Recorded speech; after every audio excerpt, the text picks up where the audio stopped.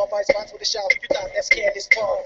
She may be a lady, KB. Past the Christy, cool as the AC. The ice princess, don't know the finish. She grabbing like a dog on the spot. She take grease. Wnba is sparking. Loving the best, cause they go so hard.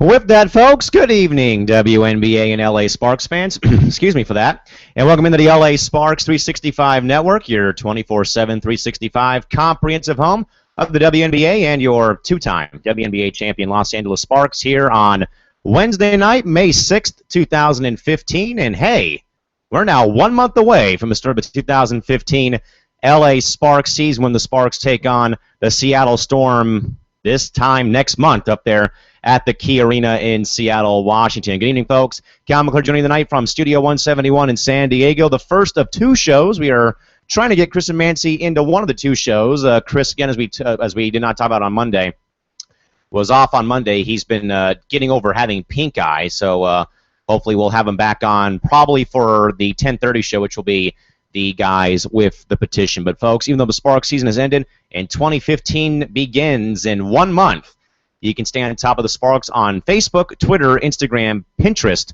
YouTube, and on LinkedIn. So like the Sparks on Facebook at facebook.com/Los Angeles Sparks. Follow the Sparks on Twitter and Instagram. Their handles are at LA_Sparks. You can pin the Sparks on Pinterest at pinterest.com/SparksWNBA. Subscribe to the Sparks on YouTube for more exclusive video footage of the team by going to youtube.com/user/the Los Angeles Sparks, or you can connect with the Sparks on LinkedIn at linkedin.com/Los Angeles Sparks. Now, folks, there is, as we had talked about on Monday, we know that we talked about the Brittany Griner and Glory Johnson's incident, but now, folks, there is more news coming out of New York that broke yesterday when the New York Liberty announced that longtime teammate of head coach Bill Laimbeer, Isaiah Thomas, was announced yesterday as the new team president with responsibility for basketball and business operations and a part owner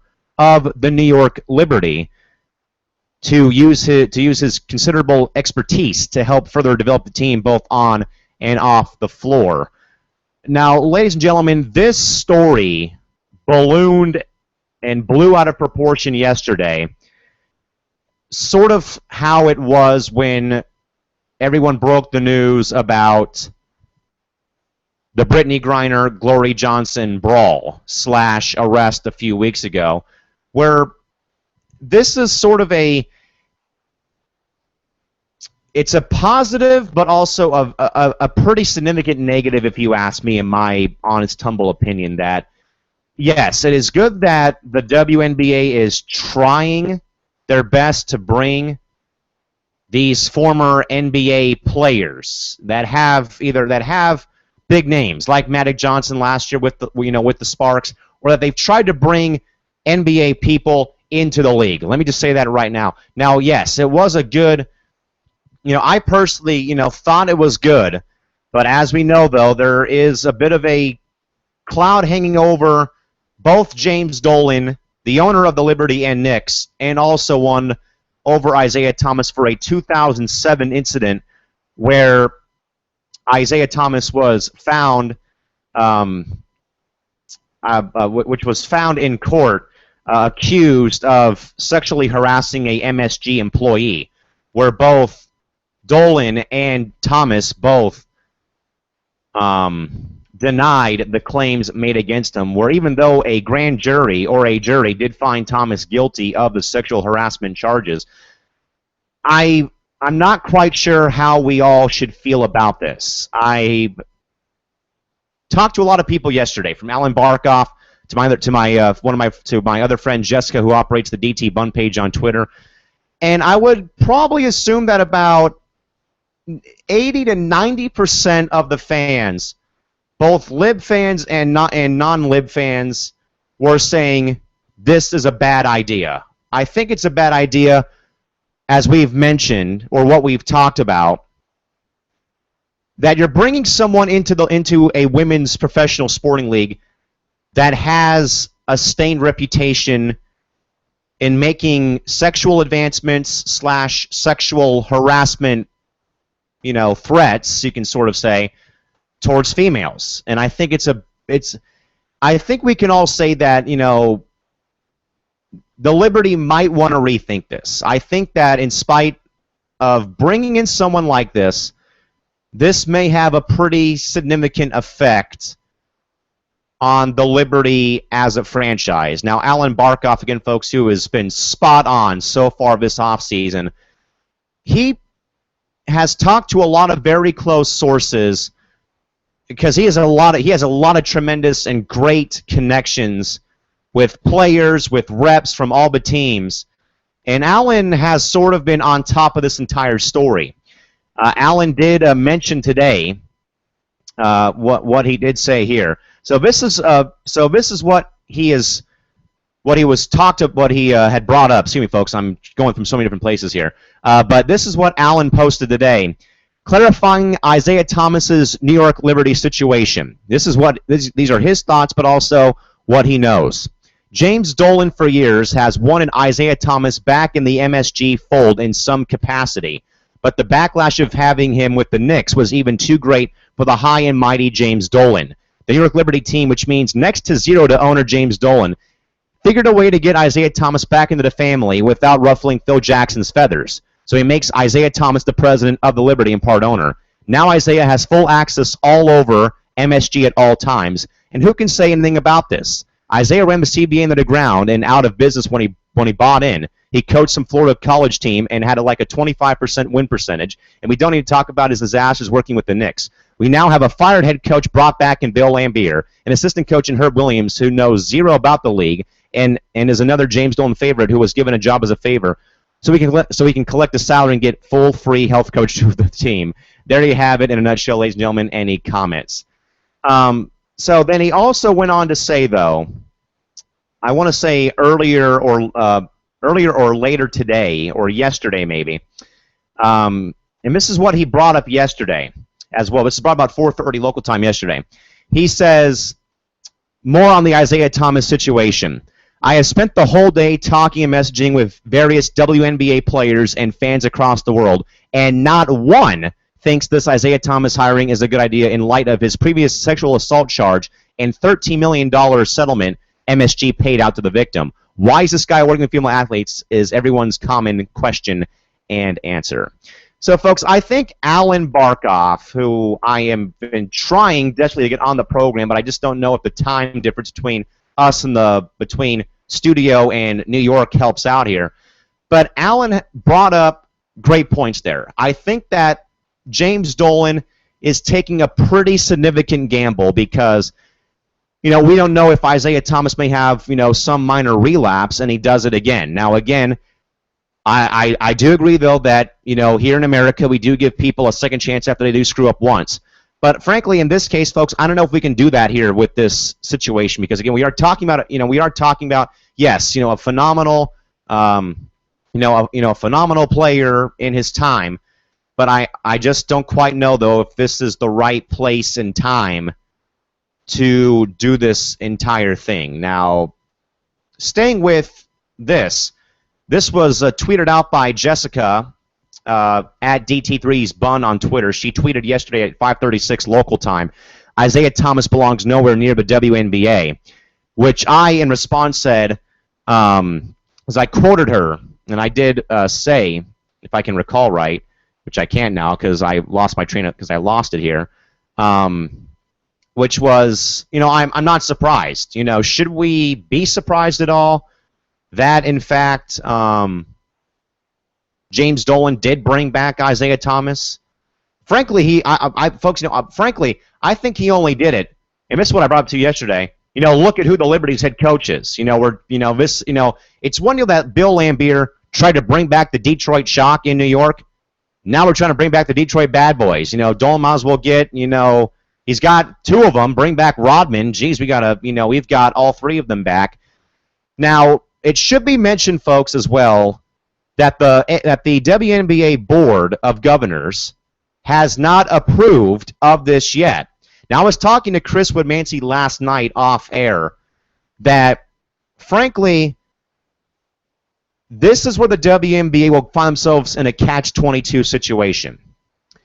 if the league office, the board of governors, if the 12 team owners, if they do approve of Isaiah Thomas being president and part owner of the Libs, but if they do not do one single thing about the Brittany Griner and Glory Johnson incident, then the league is going to have major problems, and they're going to be in the press for all the wrong reasons for an extended period of time. That, okay, look, a women's pro league, as much as we want to make DV about, as we want to make the domestic violence all on the NFL or male athletes or males in general, here a women's pro league, approved a new team president and part owner who has sexual assault and harassment on his record, but they failed to do domestic violence against two of their own players.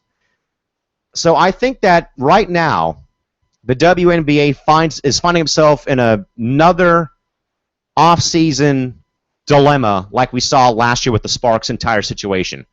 Now it's like you got to do one or the other. Either you do something about the Griner and Johnson snafu, or you do something about keeping Isaiah Thomas out of the league. Now, Chris and I were talking about this last night, and Chris agreed with me. I have something's telling me in my gut that the league is going to punish Johnson and Griner in some capacity. Suspension, fine.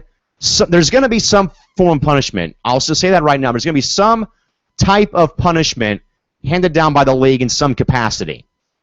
But I also feel, though, that if the Board of Governors is smart upstairs, and I know that they all are in some capacity, that I have this feeling inside that the Board of Governors is going to veto and not approve Isaiah Thomas coming into the league because of what his previous history says about him. Now, we can throw this out to you folks on Twitter. Twitter question of the night. Let us know on Twitter, at LASparks365 or at Calimac3. Which is more likely to happen? Brittany Griner and Glory Johnson being suspended by the league, or Isaiah Thomas being approved as the new president and owner of the New York Liberty? Let us know on Twitter, at LASparks365 or at Calimac3. Which is more likely to happen at the start of the season? Is it going to be a suspension or some form of punishment for Griner and Johnson, or will Isaiah Thomas be approved as the next owner and president of the New York Liberty? Let us know on Twitter, and we'll get your responses later on in the show.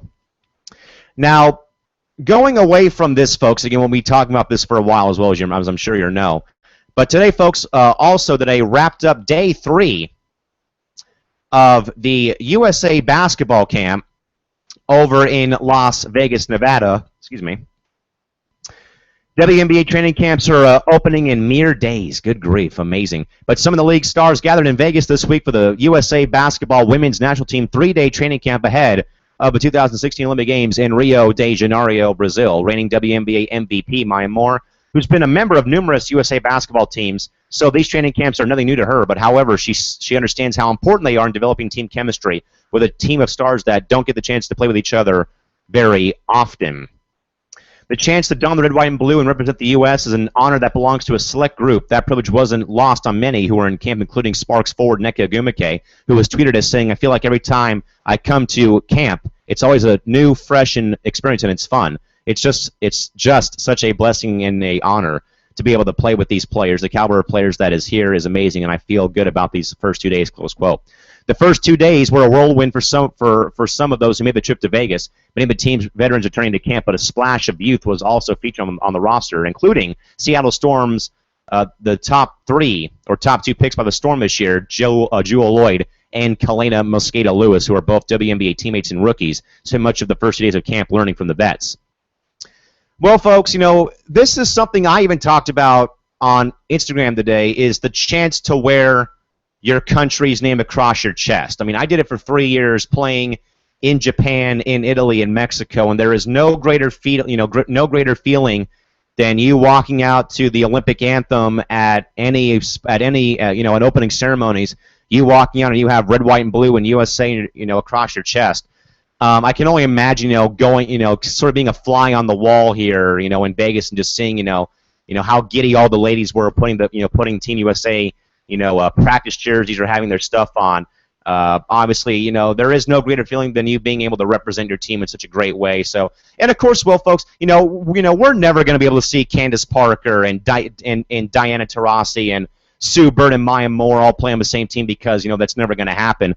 But it is though. But it's kind of funny. And I told this to Shorty Mama 24 a while back. It's funny how we go from being how we as fans though too. Because I know that we root for all of our teams during the summer, and then over the off season we're all part Russian, or we're part or we all follow our players to their off season destination. So we become part Russian for a few months, and then we go back, and then of course when the Olympics or FIBA come around, even though that we don't root for the opposing teams, we all become one big family because hey, they are playing for Team USA after all when it's all said and done.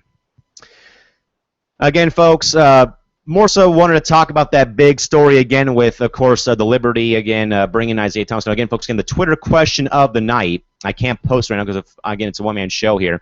But again, the question of the night, though, that you can get involved with on Twitter, again, at LA Sparks 365 or at Calimac3.